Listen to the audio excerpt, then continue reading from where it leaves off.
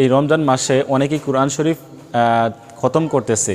তো কোরআন শরীফের মধ্যে কিন্তু 14টা সেজদার আয়াত রয়েছে।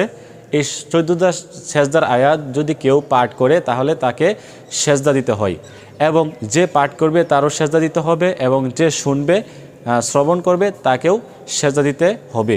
তো আমার মা বোনেরা রয়েছেন যারা কোরআন শরীফ খতম দিচ্ছেন, আপনারা অনেকেই জানেন না সেজদার আয়াত কোনটি। আমি স্ক্রিনে দিয়ে দিব যে কোরআন শরীফের এরকম 14টি জায়গার মধ্যে সেজদার আয়াত রয়েছে। এইগুলা যদি আপনারা এই সেজদার আয়াতটি যদি আপনারা পাঠ করেন, যারা পড়বেন অবশ্যই আপনাদেরকে সেজদা দিতে হবে।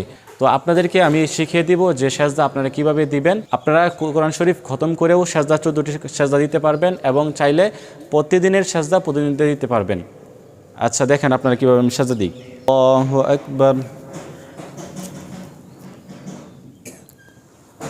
আল্লাহু আকবার।